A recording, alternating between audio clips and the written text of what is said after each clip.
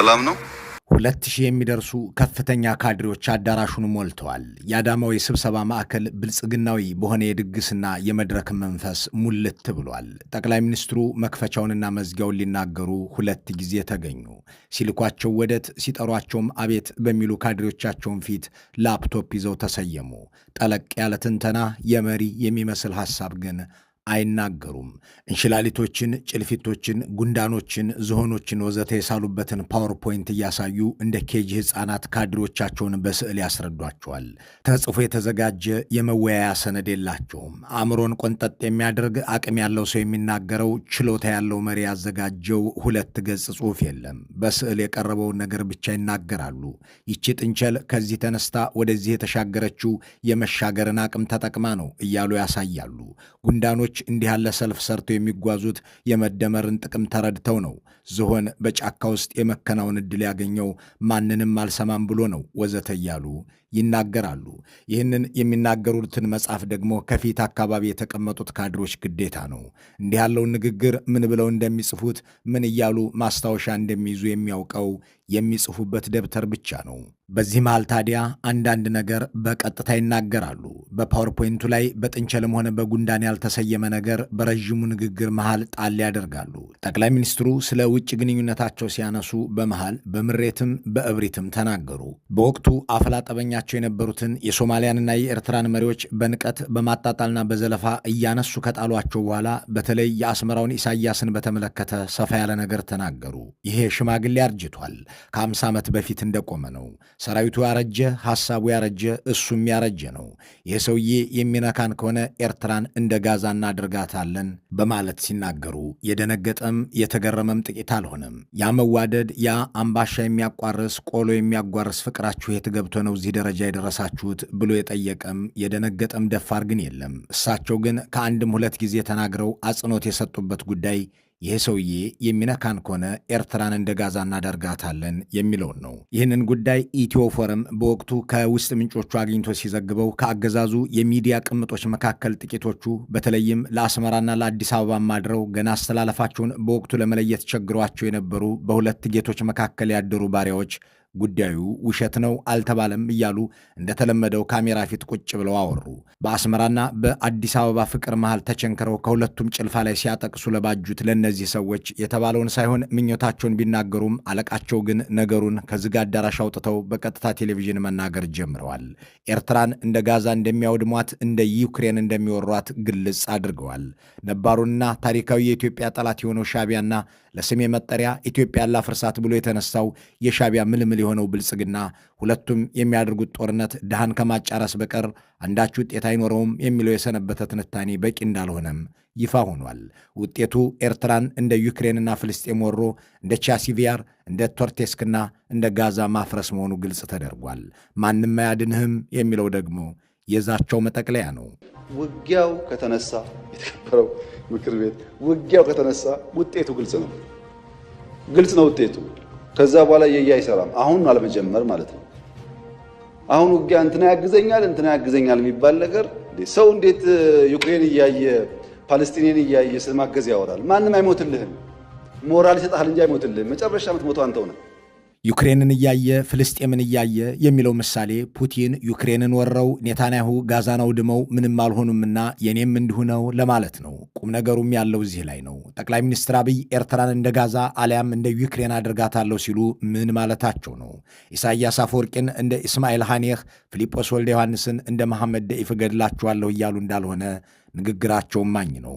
እነዚህን የሻዕቢያ መሪዎች ማስወገድ አይደለም ግባቸው። የንግግራቸው ኢላማ ኤርትራና ሕዝቧ እንጂ መሪዎቹ አይደሉም። የኤርትራ ሕዝብ እንጂ ነባሩ የኢትዮጵያ ጠላት ሻዕቢያ አይደለም። ጠቅላይ ሚኒስትር አብይ ኤርትራን እንደ ጋዛ አድርጋለሁ ሲሉ 70 ሺህ ሕፃናትንና እናቶችን እገድላለሁ እያሉ ነውን?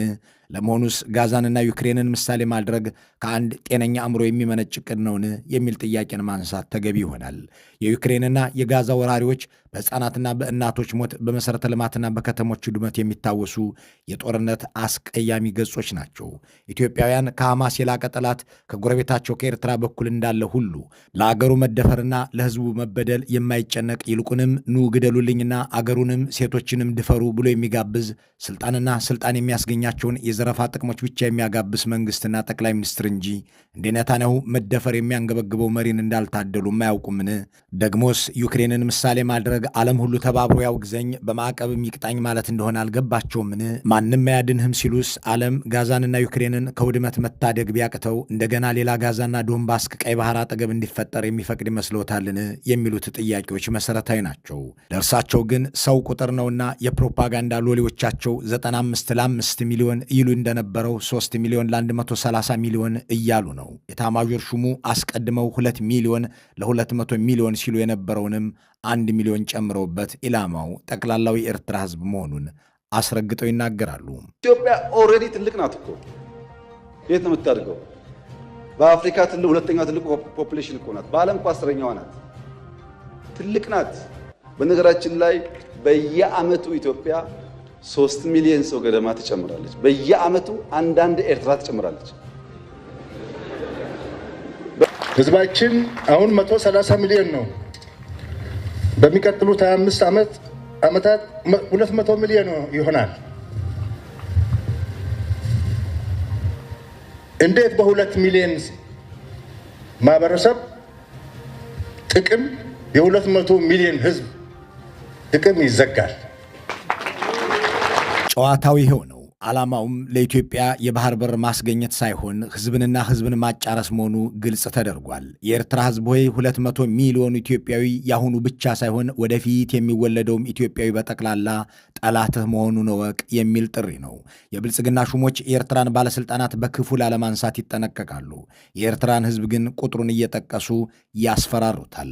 ጠቅላይ ሚኒስትሩ ውስብስቡን የኢትዮ ኤርትራ ግንኙነት እንደማይረዱት በ2010ና 11 ለኢሳያስና ለየማነ ገብረአብ የቡና ቁርስ እያዘገኑ በተናገሯቸው ንግግሮች አሳይተዋል። ነፍስ ካወቁ ጀምረው ኢትዮጵያን መውጋትና ማዋጋት ዋና ስራቸው አድርገውት 60 ዓመት ሙሉ በዚሁ ተግባር ያሳለፉትን አቶ ኢሳያስን በኢትዮጵያ ፍቅር ያበደ ሲሉም የሁለቱ ሀገራት ግንኙነት የማይገባቸው መሆኑን አስረግጠዋል። ጥያቄው ጠቅላይ ሚኒስትሩ ኤርትራን ጋዛና ዩክሬን አድርጋታለሁ ሲሉ ምን ማለታቸውን የሚለው ነው። በፍልስጤም በ23 ወራት ውስጥ 70 ሺህ የሚደርስ ህዝብ መገደሉ፣ ከዚህም ውስጥ 20 ሺህ የሚሆኑት ሕፃናት መሆናቸው ተዘግቧል። በነ ብርሃኑ ጁላና አብይ አህመድ ስታቲስቲክሳዊ መረጃ የኤርትራና የጋዛ ህዝብ ተቀራራቢ ቁጥር ያለው ነው። እናም ኤርትራን እንደ ጋዛ አድርጋታለሁ ሲሉ 70 ሺህ ህዝብ በጠቅላላ 40 ሺህ ሕፃን ደግሞ በተለየ እንገድላለን እያሉ ነውን የሚለውን ጥያቄ ማንሳት ልክ ነው። በጋዛ ከሚኖረው 2.1 ሚሊዮን ህዝብ ውስጥ 1.9 ሚሊዮኑ ማለትም ከ90 በመቶ በላይ የሚሆነው ከቤቱ ተፈናቅሏል። በጋዛ ውስጥ ትምህርት ቆሟል። 625 ሺህ ሕፃናትም ከትምህርት ውጭ ሆነው ከርመዋል። አብይ ኤርትራን እንደ ጋዛ ሲያደርጓት 3 ሚሊዮን ከሚገመተው የኤርትራ ህዝብ 2.7 ሚሊዮኑን አፈናቅላለሁ እያሉ ነውን? አንድም ኤርትራዊ ትምህርት ቤት እንዳይደርስ አደርገዋለሁ እያሉ ነውን? ማለትም ተገቢ ነው። ጠቅላይ ሚኒስትር አብይ ለዓለም አቀፉ ማህበረሰብ አቤት እንላለን፣ በህግ እንጠይቃለን፣ የኤርትራን መንግስት በዲፕሎማሲው ዓለም አጋልጠነው የሚገባንን እናገኛለን አላሉም። በተለመደው ጦረኛ እምነታቸው ኤርትራን እንደ ዩክሬንም እንደ ፍልስጤምም እናደርገዋለን፣ ያኔ የሚያድነው ዓለም አቀፍ ወገን የለም ነው ያሉት። ከበደ ያለ ተሰማ አለ የሚባል አያዋጣም። ከበደ ተሰማ 10 ጥይት ያቀብልሃል እንጂ መጥቶ አይሞትልህም። አየን እኮ በቲፎዞ ውጊያ እንደማይቆም እኮ አየን። በቲፎዞ ውጊያ እንደማይቆም አየን እኮ የሚሉት የዩክሬንን ጦርነት መሆኑ ነው። ወረራ መፈጸም የሚያስከብር ይመስል ዩክሬንን በሩሲያ መወረሯን እንደ ተገቢ ነገር ያነሱታል። የአውሮፓ ድጋፍም አላደነውም እያሉ ነው። እናም ሩሲያ ዩክሬንን እንደወረረች ሁሉ እኔም ወደ ኤርትራ ዘምታለሁ ነው ነገሩ። በዩክሬን ጦርነት 40 ሺህ ሲቪል እንደተገደለ ሁሉ በኤርትራም ይኸው ይሆናል ነው። በዚያች ምስራቅ አውሮፓዊት ሀገር 4 ሚሊዮን ህዝብ ተፈናቅሏል፣ 7 ሚሊዮኑም ተሰዷል። ይህ ማለት የኤርትራን ህዝብ በጠቅላላ እናፈናቅለዋለን፣ እንነቅለዋለን ማለት ነው።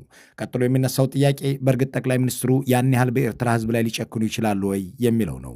ይህንን ጥያቄ ያነሳንለት በአምናው የብልጽግና ስብሰባ ላይ የተሳተፈ ከፍተኛ ሹም በወቅቱ በአዳማ ስብሰባ ላይ ከነበረው ስሜታቸው ተነስቼም ሆነ ከሚታወቀው የእሳቸው ጠባይ ላይ ተመርኩዤ የምነግርህ ነገር ያደርጉታል ብዬ ነው ሲል መልሶ ነበር።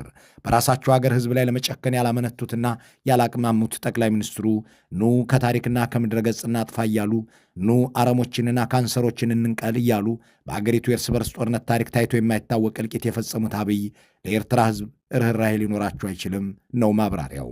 ጠቅላይ ሚኒስትር አብይ ጦርነት አደርጋለሁ ብለው የተዉበት ወቅት የለም። ምርጫ ካደረጋችሁ እናቶችን የሚያስለቅስ ወጣቶችን የሚጨርስ ሕዝብን የሚያፈናቅል እርምጃ ወስዳለሁ ብለው ተናግረው የዛቱት ከትግራይ ጦርነት 6 ወራት አስቀድመው ነው። እንዳሉትም ልክ እስራኤል በጋዛ ላይ እንዳደረገችው ሚሊዮኖችን ከትምህርት ውጭ አድርገው 1/3ኛውን የትግራይን ሕዝብ አፈናቅለው ልክ እንደ ዩክሬኗ ማሪዮፖል እርዳታና የሰብአዊ አቅርቦት ከልክለው ልክ ባክሙትና ማይሪንካ እንደሆኑት ሁሉ በአየርም በምድርም ደብድበው 1 ሚሊዮን ሕዝብ ፈጅተው በመጨረሻም ትግራይን በሻሻ አደረኳት ብለው በኩራት ተናግረዋል። መቀሌ የዛሬ 7-8 ወር ስንሄድ የስበት ማዕከል፣ የመንግስት ማዕከል፣ የምናቀውና የማናቀው ሪሶርስ ማዕከል ነው የነበረው። ዛሬ ግን ስንወጣ ከአብያዲ ወይም ከሽራሮ ወይም ከበሻሻ የሚለየው ነገር የለም። መቀለን በሻሻ ማድረግ የቻለ አእምሮ ኤርትራን፣ ጋዛ፣ አስመራን እንደ ካርኪቭ የማያደርግበት ምክንያት ምንድን ነው የሚለው ጥያቄ የሚነሳው እዚህ ጋር ነው። የራሴ ሀገርና ሕዝብ ነው በሚሉት ማህበረሰብ ላይ ይህንን ያህል መጨከን ከቻሉ እስራኤሎች ጋዛን ካደረጉት በላይ ሩሲያ በዩክሬን ከፈጸመችውም የላቀ አብይና ግብረ አበሮቻቸው ትግራይን አድርገዋል። የራሳቸው ነው በተባለው ሕዝብ ላይ ይህንን የከፋ በደል የፈጸሙ መሪ ባዕድና ጎረቤት በሆነው የኤርትራ ሕዝብ ላይ ተመሳሳይ ነገር ከማድረግ የሚያግዳቸው ነገር ምንድን ነው የሚለው ጥያቄም ምላሹ ግራ አጋቢ የማይሆነው ከእሳቸው ነባር ጦረኛ ባህሪ በመነሳት ነው እያለም ይቀጥላል። የእስራኤሉ ጠቅላይ ሚኒስትር በጋዛ ሕዝብ ላይ ጦርነት እያካሄድኩ ነው፣ የተጣላሁትም ከጋዛ ሕዝብ ጋር ነው ብለው አይናገሩም። ቢያንስ ለአመል ያህል ለፖለቲካዊ ትክክለኛነትም ሲሉ የምንዋጋው ከሽብርተኛው ሐማስ ጋር ነው ይሉ ነበር። የሩሲያው ፕሬዝዳንትም እንዲሁ። የኢትዮጵያው ጠቅላይ ሚኒስትር ግን ጦርነት በሚካሄድበት ወቅት ጦርነቱ የሚካሄድበትን ሕዝብም እንደ ወንጀለኛና መጥፋት ያለበት አድርገው የሚናገሩ ያንን ለማድረግም የሚተጉ መሆናቸውን አሳይተዋል። ትግራይ ውስጥ ጁንታውን አሸንፈ ነው ሕዝቡን የወጋን ያሉት እሳቸው ናቸው። የአማራን ሕዝብ ሽፍታ ደባቂ ብለው የፈረጁት እሳቸው ናቸው።